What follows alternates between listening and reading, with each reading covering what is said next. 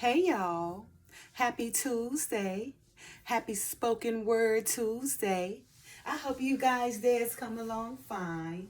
Anyway, you guys know on Tuesdays, I like to bring you guys the word. And please pardon my lateness. Of course, you guys know I work and everything, and it was very, very hectic for me this week, okay?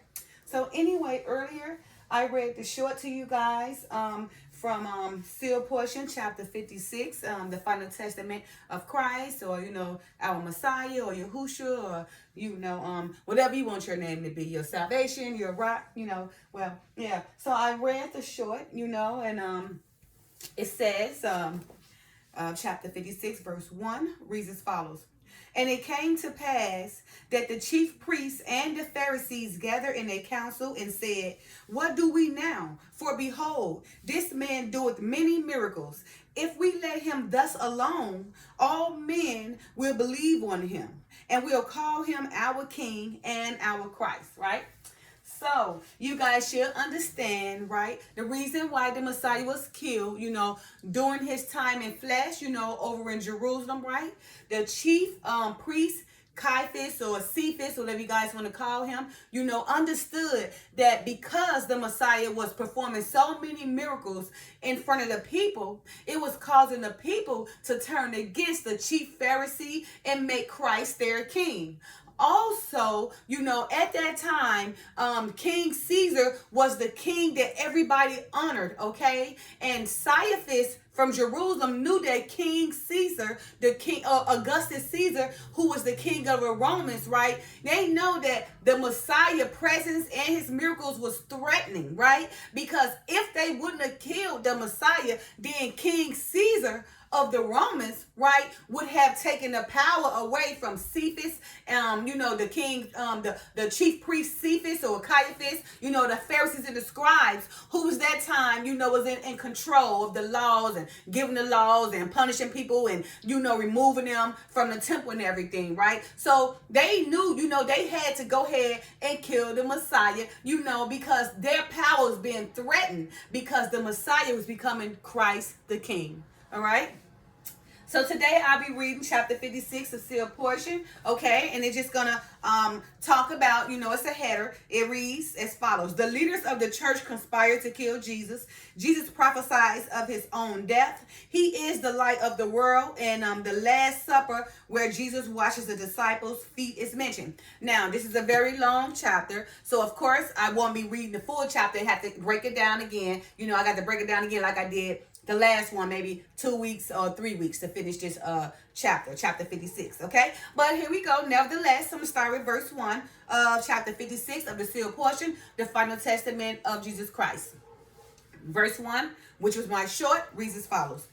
And it came to pass that the chief priests and the Pharisees gathered in the council and said, what do we now? For behold, this man doeth many miracles.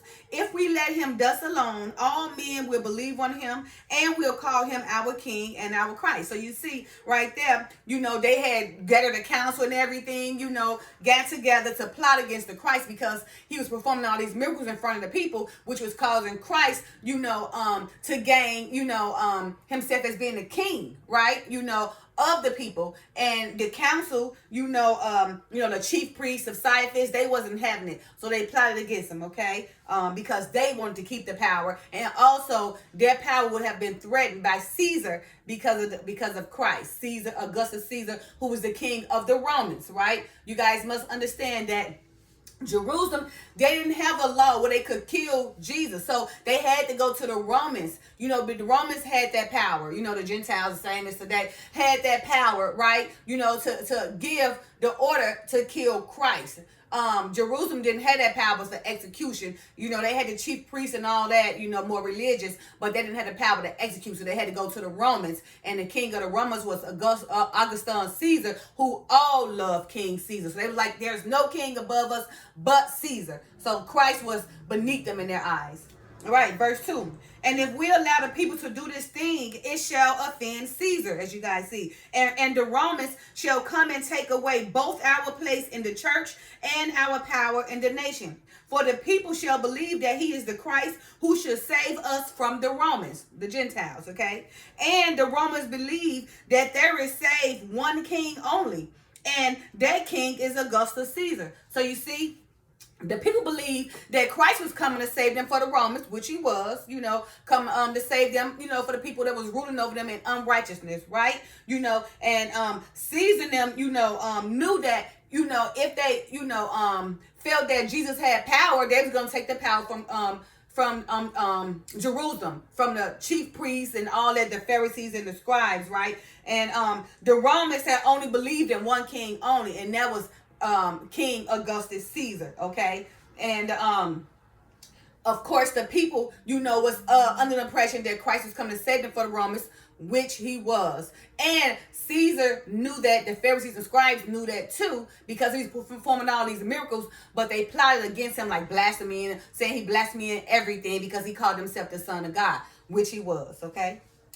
Verse 3, and one of them named Caiaphas or Caiaphas, being the high priest that same year, said unto them, ye know nothing at all, nor do ye consider that it is expedient for us that one man should die for the people, and that the whole nation perish not if we offer him up to the Romans. That man who should die because of his crimes among us. So they try to say the miracles that the Father or the Messiah was performing was crimes against them. Saying it was, he was lying, saying that he was God's child, his God's son, making him equal to God, which he was God himself, just in flesh, right? But they considered it was a crime because why? They know God as a spirit and not in flesh, but he came down in flesh, to go through all the things we went through, right? But see if this was the high priest, saying that y'all don't know nothing at all, why not consider that it's expedient so for one man to die for the people? In fact, not for one nation, but for all nations and all those who are scattered abroad, okay?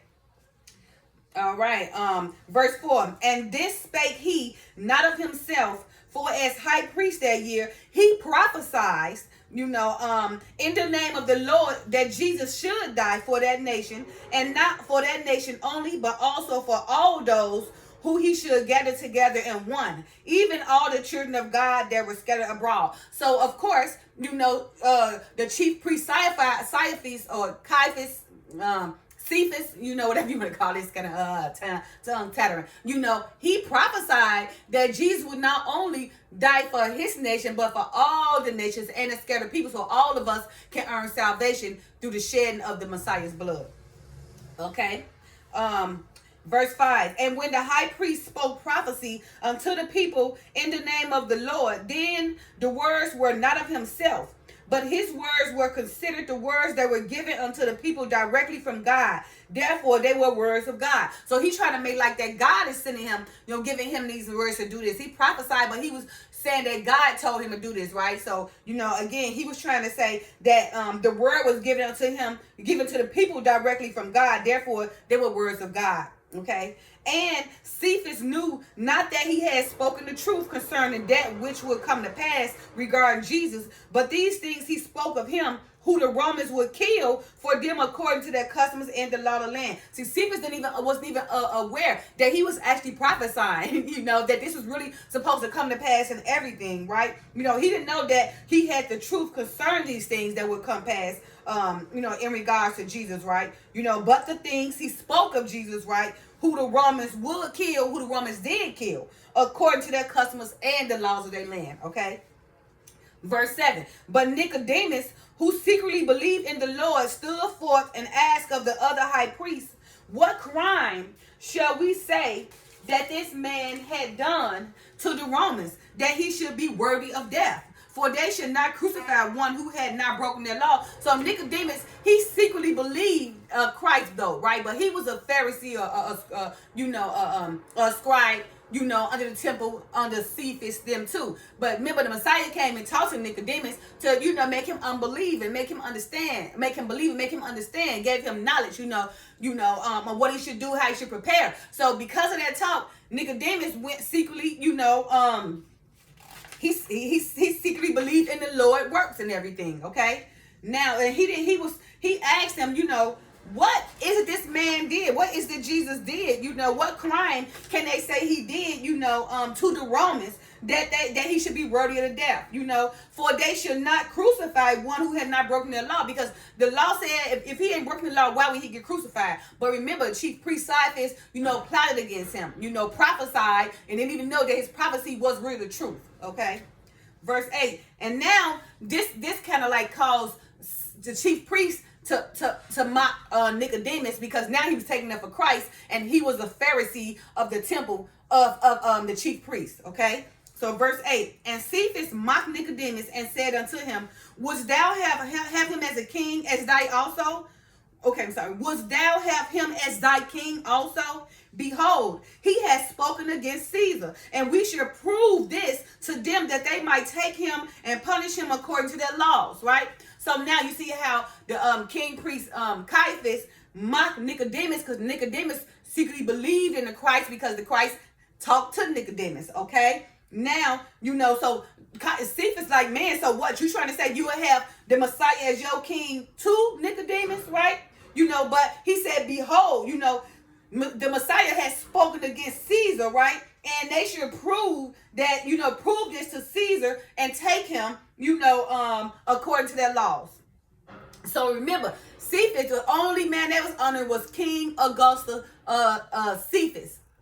Caesar. Okay, Cephas was the king, was the chief priest, and Augustus Caesar was the king of the Romans, who had all the power over Jerusalem at the time. But because Jerusalem didn't have powers to execute or kill, the Romans did, and the Romans gave the chief priest Caiaphas the power.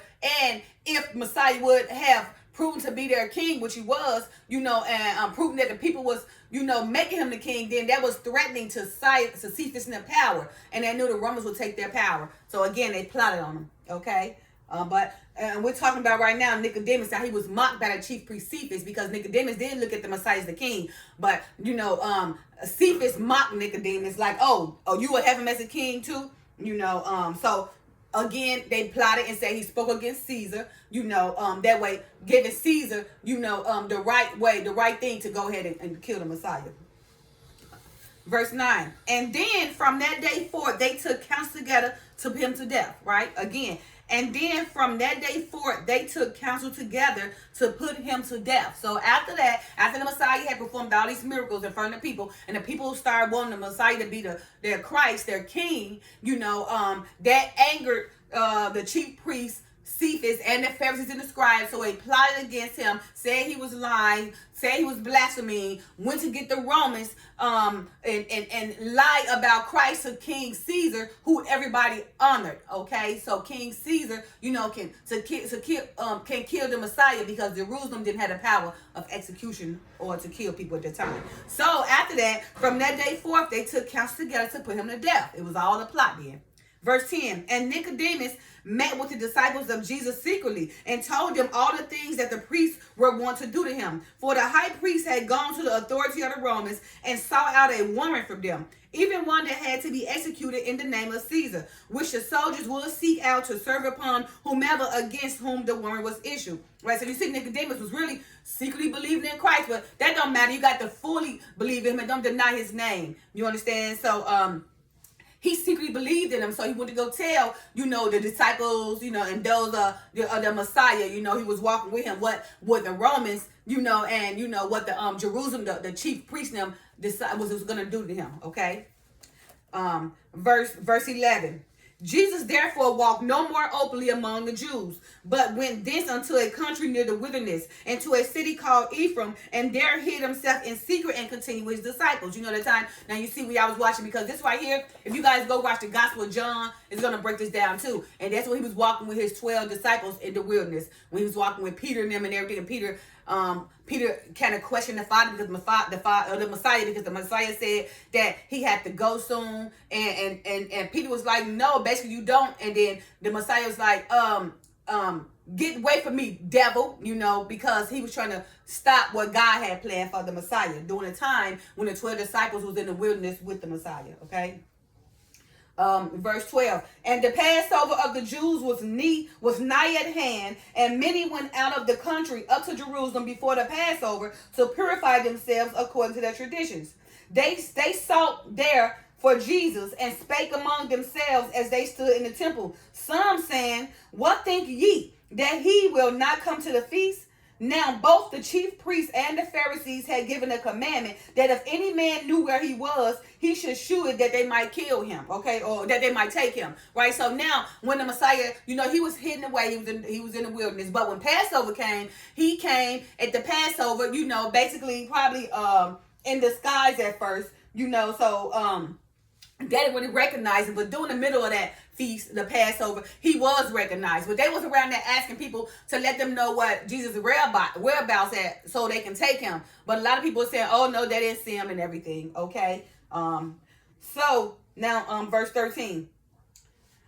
What I say 14? Yeah, the verse 14. Then Jesus 6 days before the Passover came to Bethany, which was nigh unto Jerusalem, and where Lazarus was, who had been dead, whom he raised from the dead. And he came up that he might be with his wives, whom he had not seen for many days. And Mary Magdalene was with them, and lived also in the house of Martha with those who accepted her. There they made him a supper, and Martha served the 12, but Lazarus was one of them that sat at the table with him. And Mary Magdalene sat close unto the Lord, and would not leave his side to help Martha, for she truly loved the Lord, and had remembered all the things which he had promised her. Verse 16. Then took Mary, the sister of Martha, a pound of ointment of spikenard, very costly, and anointed the feet of Jesus, and wiped his feet with her hair, and the house was filled with the odor of the ointment. Then said one of his disciples, Judas Iscariot, y'all know who he is, the son of Simon, which should betray him, why was not this ointment sold for 300 pence and given to the poor? This he said, not that he cared for the poor, but because he was a thief and had the bag and bore what was put in there. So he wasn't worried about when, Mary took that perfume, that ointment of spikenard, very costly spikenard, and rubbed it on his feet with her hair. He knew that it was very expensive. He could make money out of it. So he acted like he cared that he can give it to the poor, but he never cared. It's because he was a thief. He held on to the money bag, and he couldn't be trusted, just like many people today. Okay? Verse 18. But he said these things to please the ears of those who were in the house, for they knew that the Lord owned no precious things, and had commanded those who had the precious material things of the world to sell them and give unto the poor who had not that which would sustain their lives. Then Jesus said to Judas, let her alone, for she had preserved this ointment until now, that she might anoint me in token of my burial, as I have asked of her. Even against the day of my burying, she had kept this. For the poor always ye have with you, and them shall ye continue to serve according to the commandments of the Father. But me ye have not always. So he was just trying to tell Judas Iscariot, leave her alone, because the Messiah knew that, he was a traitor. He was going to betray him anyway. And that he wasn't really worried about the perfume being given to the poor. He just wanted to make some money for himself, right? So that's what he said, let her alone, because she had preserved that ointment for that due time. So she could, wipe the feet of the Messiah with her hair, okay? She saved it for that day that came about. So it can be against the day, so he can see, even against the day of my burying, she had kept this, right? Okay, and he also said, for the poor ye always have with us, but the Messiah, you will not have him always. So don't try to make this about the poor. It's just for you and your money and your greedy ways, because he couldn't be trusted like many people today. All right, verse 20. And it was noised abroad that Jesus was come unto the house of Martha, and many people of the Jews therefore knew that he was there, and they came not for the sake of Jesus, but they might see Lazarus also, whom he had raised for the dead. So that time, that when the Lazarus had sat the supper with the Messiah, a lot of people showed up, but it was not for Jesus. It's because Lazarus was raised from the dead for the Messiah, so they had to come see with their own eyes, which further caused Cephas and them, right, to plot to kill the Messiah, because they were like, oh my goodness, the people really gonna believe the Christ now, because he done brought this man from the dead, and they knew Lazarus was dead, and how could he be sitting at this table full alive with Jesus' disciples and Martha and Mary? Okay, all right. Verse 21. But the chief priests consulted that they might put Lazarus also to death. They had to put him to death too. They wanted to, because he was alive by Christ, and their miracle would have convinced everybody that Christ was Christ, and he would be that king. So again, But the chief priests consulted that they might put Lazarus also to death, because that by reason of him, many of the Jews went away from the church and did not follow their leadership and believed on Jesus. Because you see how Jesus had started bringing everybody to him, and when he raised Lazarus from the dead, then they really started following the Messiah. And because of that, because it was getting so big, they had to go ahead and kill the Messiah and also plot on Lazarus to kill him too. So they want to even have that memory, or still be able to see Lazarus right before their eyes, because he was dead at first, but then now they see him alive. Okay. Verse 22.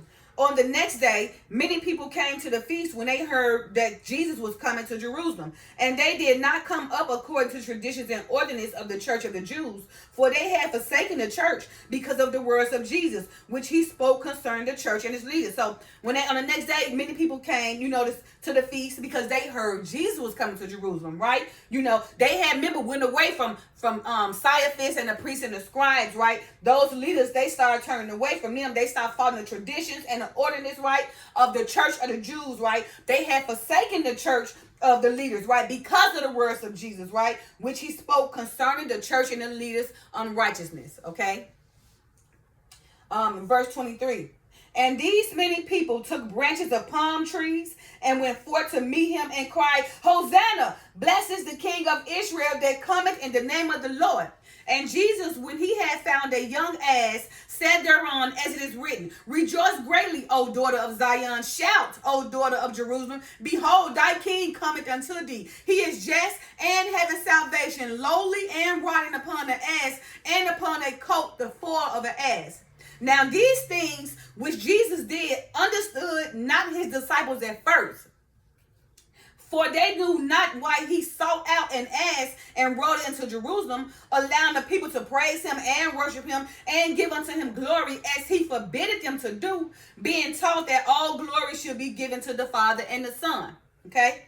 Verse 26. Nevertheless, when Jesus was glorified, then remembered they that these things was written on him and the prophecies of the scriptures, and that they had done all these things to him. You guys got to remember, yes, Jesus was forbidding people to worship him, because you're supposed to worship God, right?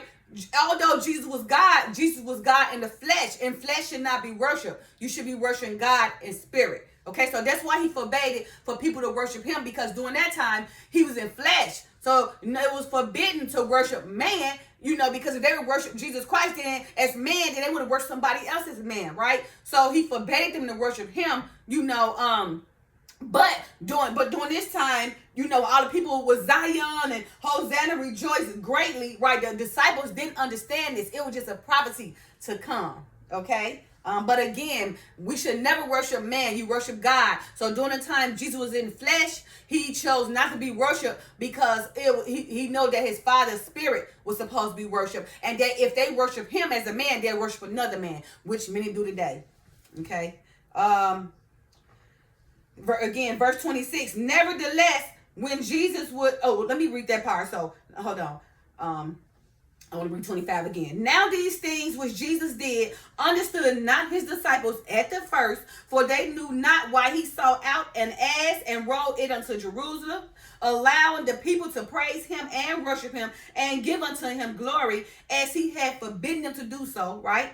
Being taught that all glory should be given to the Father and not the Son. You see, the worship should be given to the Father and not the Son. The Son was the Father in flesh, so you don't worship flesh. You worship God in spirit. Okay, verse 26. Nevertheless, when Jesus was glorified, then remembered they that these things were written of him in the prophecies of the scriptures, and that they had done these things unto him. So the scriptures they was reading, the very scriptures they was reading, was about the Messiah. They just couldn't understand it until he got persecuted. Okay, when he got persecuted, then they realized, wait a minute, these scriptures was talking about the Messiah all this time. So the things that was taking place was already preordained. It was happening, but it was already written. That's why when he told, the Jews about Abraham, and when he told the Jews, they was like, you only 33 years old, and you gonna tell me you seen Abraham? He was like, before there was Abraham, I am. And they started throwing rocks, but he disappeared and everything, hid himself, because they didn't understand that he was Jesus in the form of God. So he was there when Abraham was born. Jesus came came down after the fact of Adam and Eve. Because Adam had transgressed, he had to fulfill that covenant of 5,500 years. So that's why he told Adam, I got to come down first and let all these things happen to me. That's going to happen to you. So the very scriptures that the Jews was reading didn't know they was reading about Jesus. So they didn't realize that they was reading about Jesus until he got persecuted. All right. Verse 27, the people therefore that were with him when he called Lazarus out of his grave and raised him from the dead bear record unto the rest of the Jews. For this cause many of the people also met him, for they heard that he had done this miracle, raised Lazarus from the dead. So they wanted to meet him, okay, because he was raised from the dead by the Messiah, Verse 28, and the Pharisees therefore said among themselves, perceive we how we prevail nothing against this man, for behold, the world is gone after him. Again, the Pharisees said among themselves, perceive we how we prevail nothing against this man. How they didn't prevail against Jesus at all. But behold, the whole world is going after him. That's why they had to kill him. They were taking all the power from him. Okay. Verse 29. And there were certain Greeks among them who came up to worship at the feast, that the words which Cephas prophesied in his ignorance should be fulfilled, when he said, and not for that nation only, but also for all those who he should gather together in one, even all the children of God that were scattered abroad. Right. So there were certain Greeks, who came among them, right, to worship the feast, to worship the Passover with the Messiah, right, and that the words which Cephas prophesied, Cephas prophesied these words in his ignorance, but didn't know that they was going to be fulfilled when he said, not only for that nation, but for all the nations, those, should be gathered in one, even all the children of God that were scattered abroad. There's a lot of us scattered abroad. All right, so he died for all of us. Verse 30, and these same Greeks came therefore to Philip, which was of Bethsaida of Galilee, and desired to speak to him, saying, Sir, if it were possible, we would see Jesus. Now, and this is the time when them two Greeks came, to inquire, and to inquire of Philip, they wanted to come see Jesus, right? So that's when Jesus knew the time was coming. They was finna kill him, and while he was gathering, he was talking to the Father and, basically, letting them know, Father, glorify my name. And they were like, your name is glorified, and it will be glorified again when you come back. So during the time these two Greeks came to talk to Philip and said they wanted to see the Messiah. The Messiah was in there gathered with his people, okay? And then he told all them to stop and listen to God, to let them know that he won't be a part of this earth too much longer. And he told God to glorify him. He done that so everybody can be witnesses, okay? So this is where these two Greek people come in at when they came to Philip, because they wanted to see themselves. They wanted to see Jesus. Okay, again. And these same Greeks came therefore to Philip, which was of Bethsaida of Galilee, and desired to speak unto him, saying, Sir, if it were possible, we should see Jesus. And Philip cometh and telleth Andrew, and again Andrew and Philip telleth Jesus about all those who had come up to Jerusalem to glorify him. Okay? And Jesus answered them, saying, the hour is come. So here he come, he finna let them know the hour is come where he finna be taken away from this world. Okay?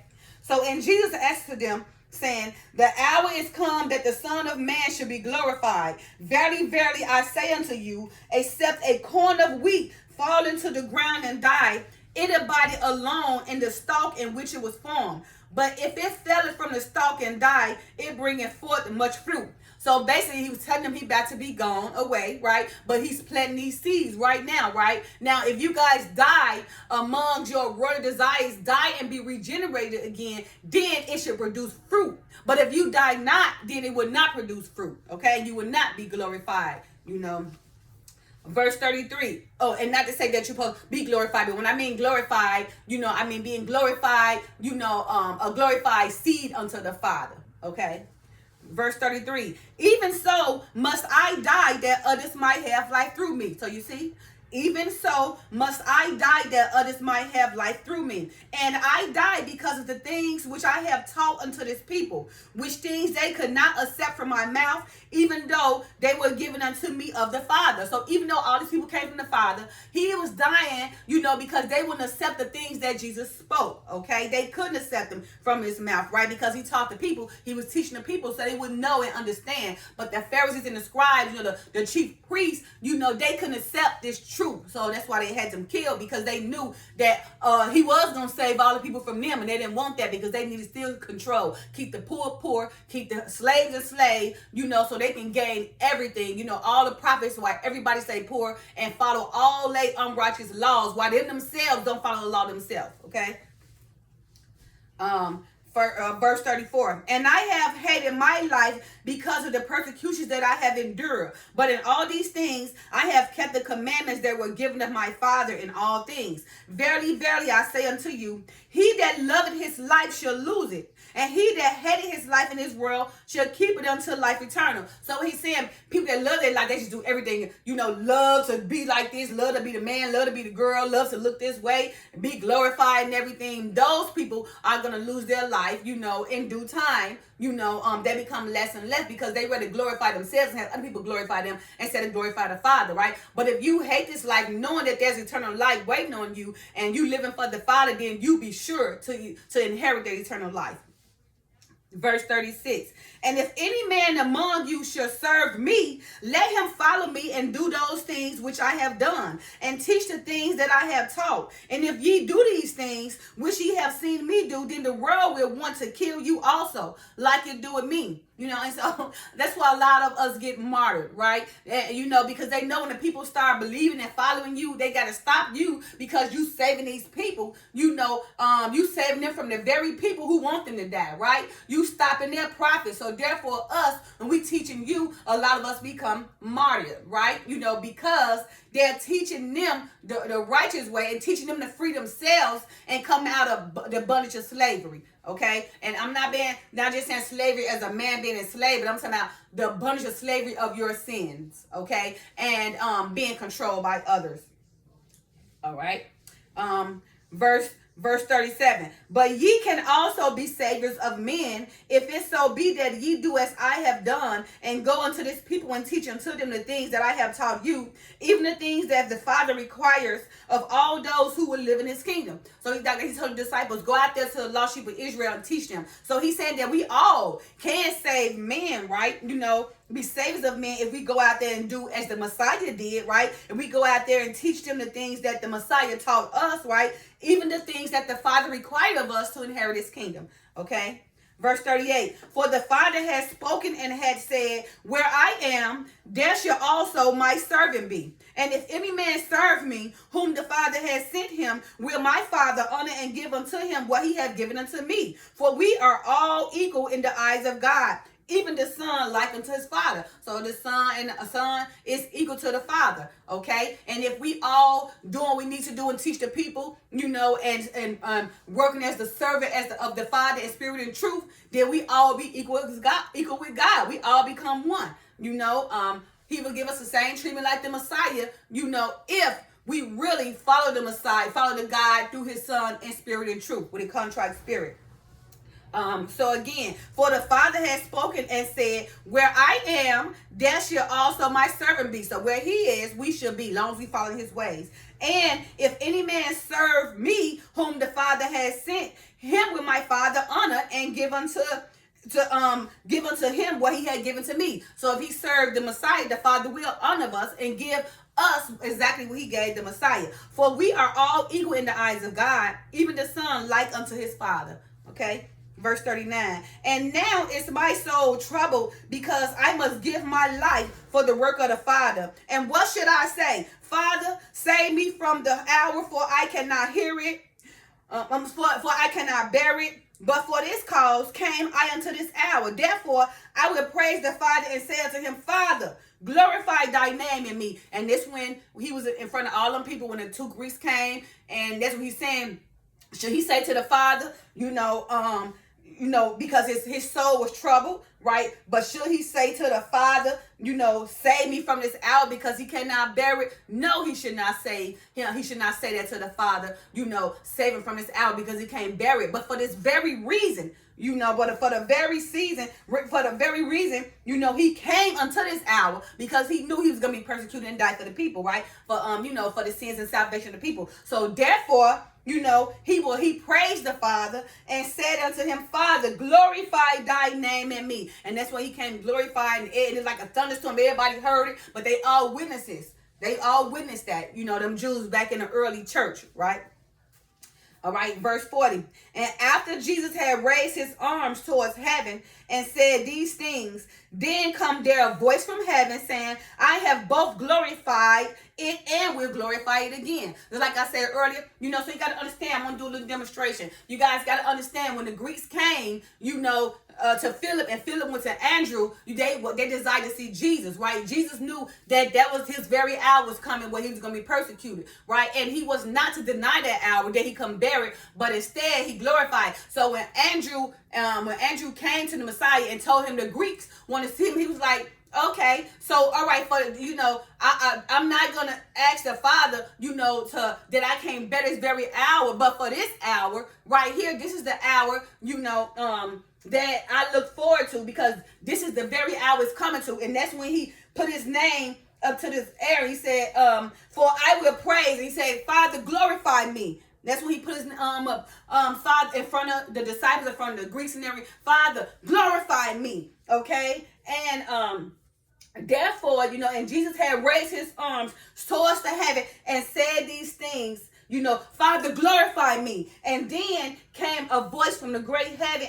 I have both glorified you and will glorify you again. Okay? The people, therefore, that stood by and heard it said that it thundered, but others said that an angel spoke to him.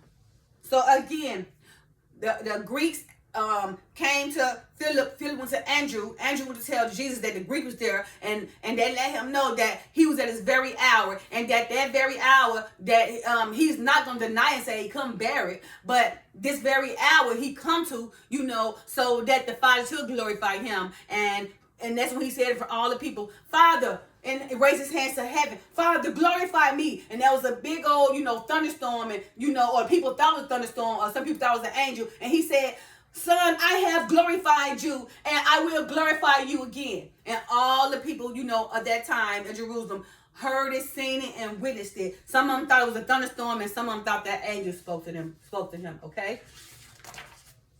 All right. And then Jesus answered and said unto them, this voice came not because of me, but for your sake. For I know of the work of the Father and of the glory of which he has spoken, which is his glory and not mine own. But for your sake and the sake of all those who cannot bear to see the Father and hear his voice, he had given me his glory for a time.